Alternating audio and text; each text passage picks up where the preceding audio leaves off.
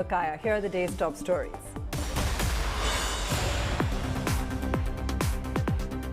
Share indices end marginally lower after a day of heavy volatility. Tata Motors ends 4% lower, is the worst performing Nifty share. IT stocks recover on value buying. PSU banks rescue the rupee from an all-time low of 82.68 to $1. Sell dollars on behalf of the RBI. The Indian currency finally closes at its fifth Friday level of 82.32. TCS kicks off results season with an impressive set of numbers, announces an interim dividend of 8 rupees a share, says we'll know what's happening with client budgets in the next 3 to 6 months. IDBI Bank zooms 10% as government says disinvestment to be complete by next September. DIPAM Secretary tells Business Today TV in an exclusive conversation that BEML and shipping corporations sell-off to be completed by March. Adani Group reportedly in talks to buy the cement business of Jaiprakash Power Ventures. Analysts peg the deal at around 5,000 crore rupees. Will help the JP Group trim its debt burden.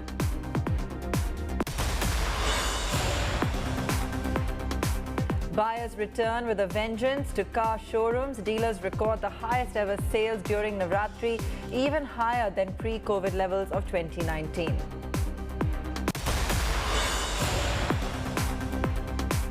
Former U.S. Federal Reserve Chairman bags the Nobel Prize for Economics. Ben Bernanke and 2 others win the top prize and $900,000 for their research on banks and management of financial crises.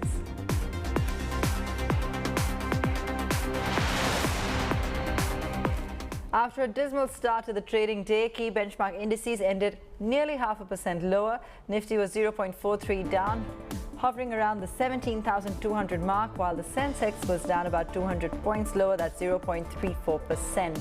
However, the Nifty and Sensex recouped a lot of their losses by renewed buying interest in IT names and also select auto and banking stocks. TCS in particular was up nearly 2% ahead of its Q2 numbers. Other gainers on the Nifty were Axis Bank, HDFC Life, Wipro and Eicher Motors. Major laggards in today's trade were Tata Motors on the back of a dip in September JLR volumes, Tata Consumers, Hero MotoCorp, Asian Paints and ITC. The rupee closed at 82.32 levels vis-a-vis the US dollar after touching an all-time intraday low of 82.68 to the dollar. Today is Monday, the first day of the week, and just the right time to get our global business editor Udayan Mukherjee's perspective on what the rest of the week will be like for stock markets. Let's listen in. Well, markets were down a bit today, but wouldn't worry too much about that because it started much weaker and then sort of recovered towards the end of the day. So what the Nifty is doing and the broader market too, to some extent, is basically showing the same kind of resilience that we've got used to over the last many months. I mean, of course, there was a sharp correction from 18,000 Nifty all the way down to 16,800. But we've pulled back since then, 300-400 points, and we are consolidating nicely above 17,000 levels. And this is not to be construed as weakness in the market at all, despite today's short, small blip. The bigger question is how this global cookie crumbles over the next couple of weeks, because the tidings are not great. We have seen over the weekend the low unemployment numbers actually feeding into that feeling that the Fed is not done yet and there will be several more rate hikes before we are done with that cycle. And that is the key thing which takes risk of emerging markets quite completely. So we are still in that kind of a risk-off mode globally. And to make matters slightly worse, crude has bounced back from the low 80s to the high 90s again. So that is not an India positive factor at all. So next few weeks, let's see. I mean, we are just wading into an earnings season. This one should not be too bad, given that we've had some festive tailwinds going into it. So at least this one, we shouldn't have many downgrades coming in. We'll see about the December quarter after that, because chances are that we might see a little bit more weakness in the earnings in that quarter. But this quarter, we should be middling kind of an earnings, and the market will focus on that as well. So we are in that kind of a holding stage in the market, if you will. We're still battling global headwinds, trying to be resilient as we have been, and we are absorbing fundamentals like earnings over the next 2 or 3 weeks. And let's see how we come out of that in in what kind of shape by the end of October. But I think 17,000 is a very, very good level to be at. And if you can hold that through this month, October, which has been a traditionally volatile year, I think we should be very happy about it. Udayan also spoke to Sanjay Mookim, India Strategist and Equity Research Head at JPMorgan, about equity markets and how they look ahead of Diwali. Here are his view. I've been reading your notes, and you've been striking many notes of caution in your recent strategy reports.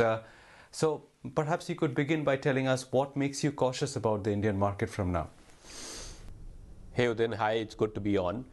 Well, there are multiple things you can say about India and Indian markets, I would argue. If you take a slightly longer term view, say you have the patience to be invested for 5, 7, 10 years, then there's a lot going right for the Indian economy. Structurally, there are things which are improving, and we have done research at our end as well to highlight what several of these are: the manufacturing drive, the urbanization that's happening in the economy, the digitization that is driving upskilling, and so on and so forth. And there's multiple sort of positives that you can potentially highlight. However, in the near term, and this is our firm belief, that stock markets do discount what is happening in the near few quarters. In the near term, there are risks that are accumulating on the horizon. And 2 or 3 of these, if I may talk about just to begin with. One, of course, is that the market has been stronger than its peer set across the world.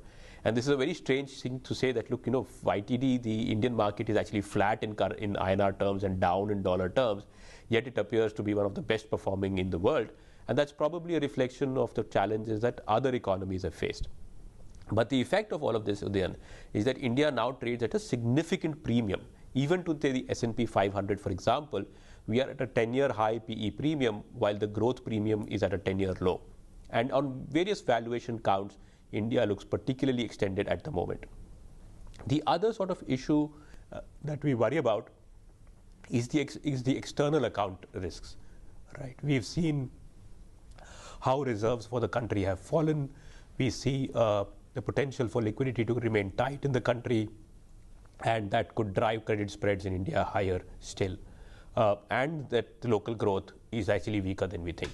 So these are the 2 or 3 things: combination of high expectations, high valuations, while the macro risks are accumulating, makes us a little bit cautious on the outlook for Indian equities in the next 12 months.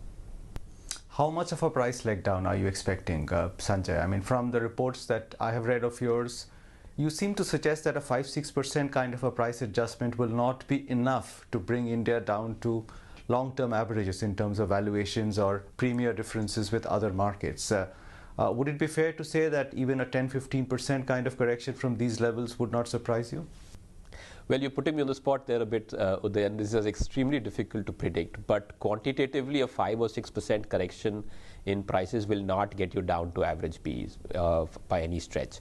There are several companies which are retaining up to 40-50% PE premiums from where they were pre-COVID. Right? So forget the long-term average, just the December 19 PE, there are several stocks which are 30-40% more richer in valuation. And you could argue that, look, if the whole world is normalizing, rates are normalizing, the economy is normalizing, why do these multiples retain those kind of premiums through COVID? So tentatively, 5 to 6% is certainly not enough to justify turn in valuation arguments. You spoke about the December and the March quarter probably leading to earnings disappointments, but many of the factors, or the principal factor for some sluggishness in earnings in those 2 quarters could be the base effect, as you mentioned yourself. But the base effect is not a surprise. The base effect is known. So are you therefore suggesting that even adjusting for the base effect, we are in for earnings disappointments as we look past the Diwali quarter? Yes, and that's the fear. So you are exactly right in saying that these base effects are arithmetical and they should not drive prices. That's just an optical phenomenon there. But what happens is that analysts do tend to get carried away with the strong growth numbers that are being reported now. And we argue that with the base effects, reported numbers will slow, but more importantly, you will probably see earnings misses. And one of the core arguments we make is that if you look at data over the last 10 to 15 years in India, then every time prices go up, volumes of sales of discretionary goods take a hit. It is invariable, right? It has happened in every cycle. Inflation leads to lower consumption. It is very intuitive economically as well. We will probably start to see it post the festive season, where this kind of price inflation in an economy which is not seeing very strong real income growth will probably lead to consumption volume slow down to some degree. And that's why you're likely to see earnings misses and cuts irrespective of the base effect, and that could weigh on prices. You know, traditionally, if you're right in your call on the market, traditionally what would do well are defensives. I mean, and the classic defensives in such downturns have been mostly the IT and the FMCG companies. Good management, good balance sheets, ability to weather shocks. And we saw just a few years ago how narrow the market had become in a difficult phase. I mean, it was a bunch of 20 or 25 stocks which just kept doing well. Are you expecting, I mean, before you answer any questions on specific sectors, do you expect the market to turn as narrow as it had become in 2018 or 19? Well, I hope not for all our sakes, frankly, because then we'll have very little to do, very few recommendations to make. But the likelihood is that it might, because the breadth of surprises is likely to narrow. To your point earlier, Udayan, and we've done the empirical analysis, in such macro conditions when liquidity is tightening, the rate, currency is moving and so on, the three sectors which have tended to do well, the traditional defensives in India, IT, staples and healthcare, right? We are not that gung-ho about IT, and we can talk about that subsequently. But these are the sectors that tend to do well. If you remember in 2018, as you said, you had such a narrow market that if you owned 10 stocks, you outperformed. If you owned 15, you underperformed, right? The breadth of earnings revisions is likely to get narrower. Therefore, the risk is that you might get a narrower stock performance basket as well. Okay, let's take it one by one.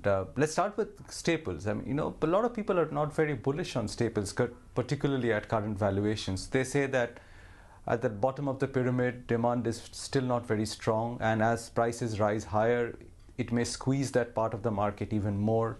Do you think the defensive characteristics of FMCG will prevail over these concerns, or do you expect it to be a market performer at best, these stocks?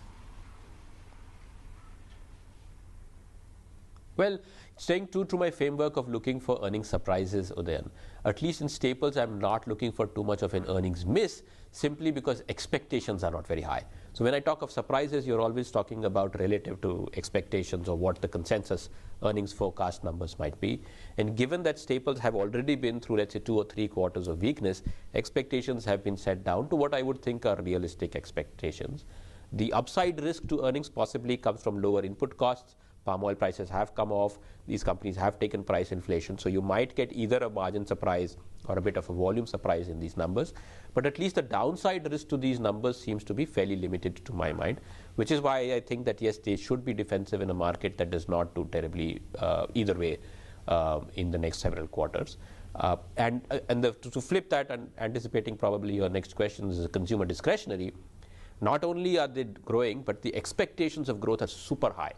Right? In an environment where price inflation is high, which could hurt volumes, the bias is to say that for the discretionary stocks, you might actually get a little bit of an earnings miss.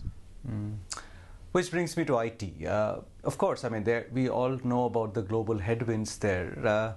But given that these stock prices have been underperforming, do you think current valuations price in some of the risks that are there? Or even from these prices, you cannot make a very bullish construct? So to some degree, the multiples have compressed. But if you look at the large cap IT, then they're still trading at premiums to where they were pre-COVID, right? December 19 being my benchmark, for example. Between 10 to 20% PE premiums still exist in many of these IT companies. A lot of people have become worried about the impact of the US potential recession or what's happening in Europe on the top lines for these companies, but you've not seen the management come out and acknowledge it publicly. You might still get the event of turn down in management tone on top lines. Yes, margins has been, or the concern on margins have been fully understood, but the top line or the extent of top line weakness has not yet been digested fully to my mind. And the valuations, despite the underperformance, are not there yet, which is the reason why we, despite talking about potential risks to the currency, we are not very overweight on IT in our model portfolio. We'll continue to watch more of that interview on businesstoday.in. For now, we're going to take a very quick break. Back on the other side with some of the day's other big stories.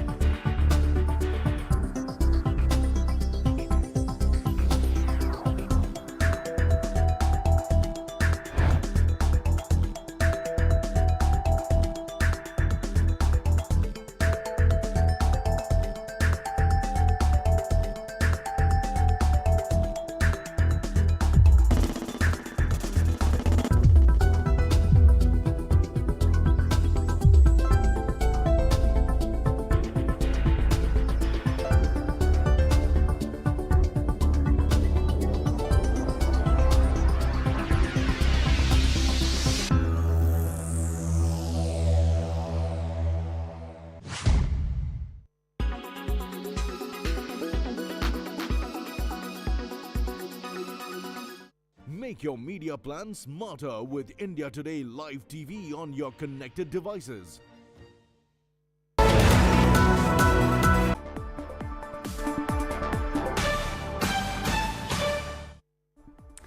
Welcome back. TCS kicking off results season with better than expected numbers. India's largest IT company has declared a net profit of 10,430 crore rupees in July to September. That's up 11% on quarter. Revenue grew 5% to 55,310 crore rupees. TCS has declared an interim dividend of 8 rupees a share. The IT giant's operating margin, however, has fallen by 1.6% on year to 24%. TCS net added about 9,840 employees in the quarter and reported an attrition rate of 21.5%. It expected attrition to taper down in the second half of the fiscal. So net very strong quarter. Quarter characterized by good demand resilience across all our markets. We have closed a TCV of $8.1 billion in this quarter. And we see demand momentum across almost all our operating markets.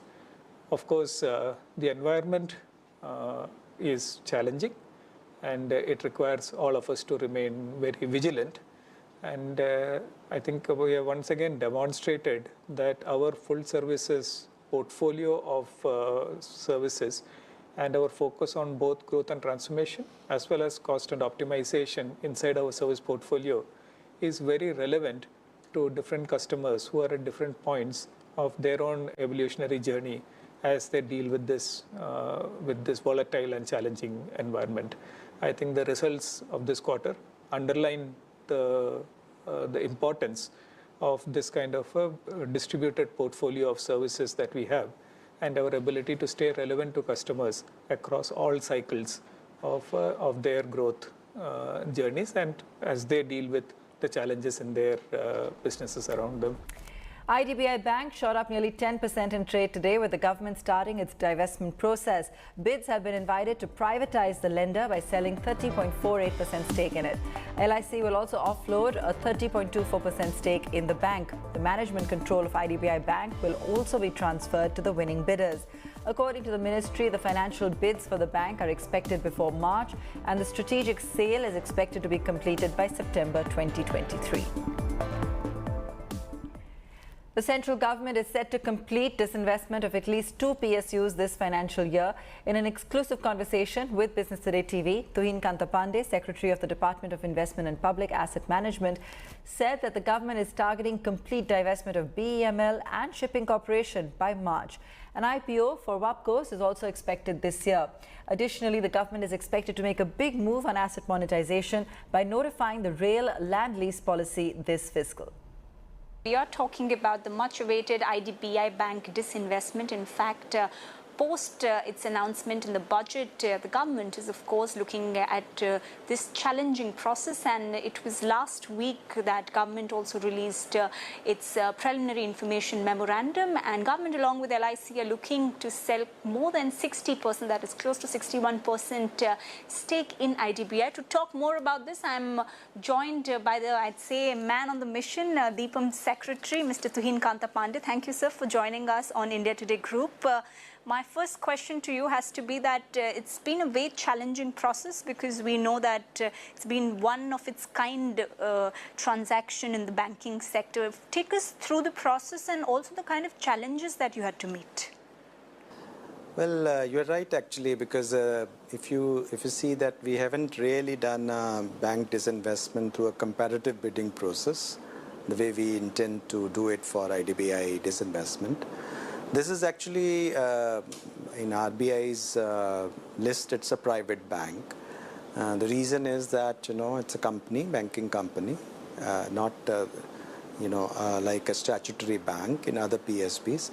Secondly, government had divested a large part of its stake, more than 51% to LIC some time back.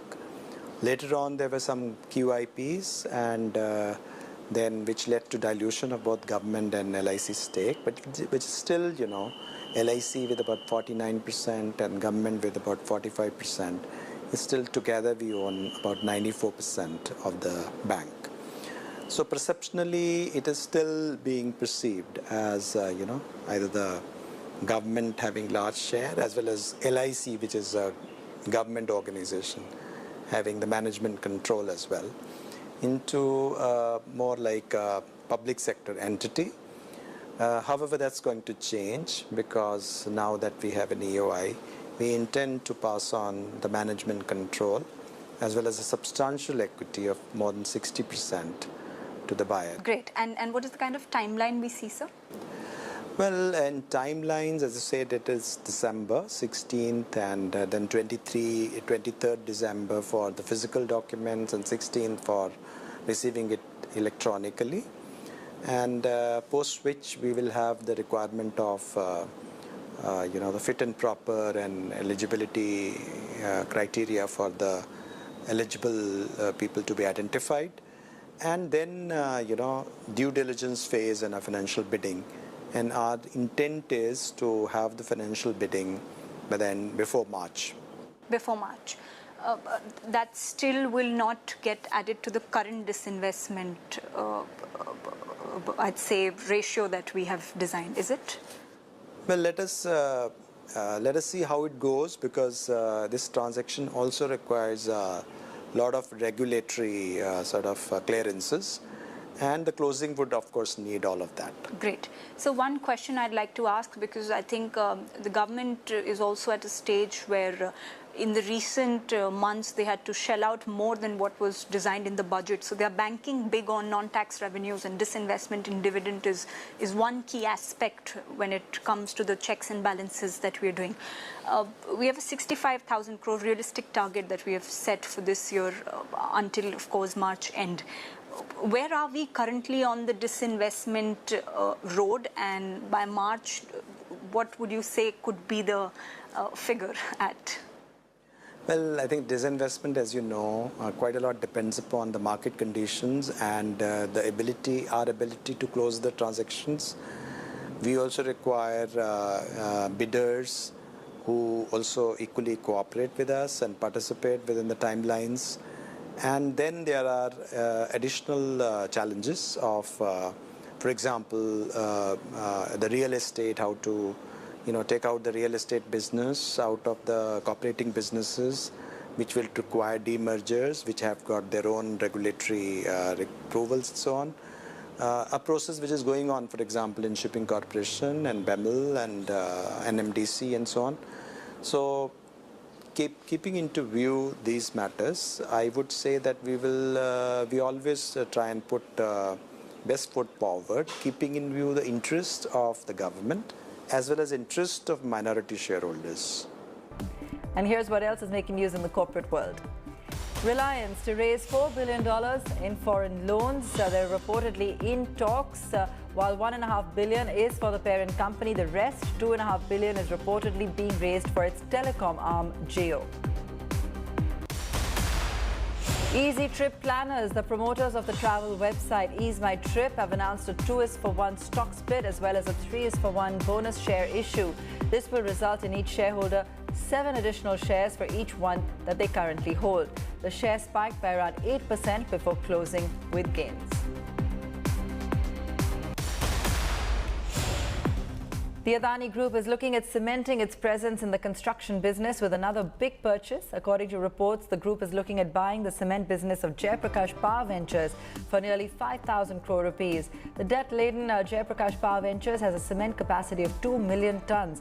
The Adani Group had recently parachuted into the cement space by purchasing the India business of Wholesome, comprising Ambuja Cement and ACC, for $6.4 billion. It's now the second biggest cement company in India after the Aditya Birla Group. And that's where we leave it on the show tonight. Thanks so much for watching.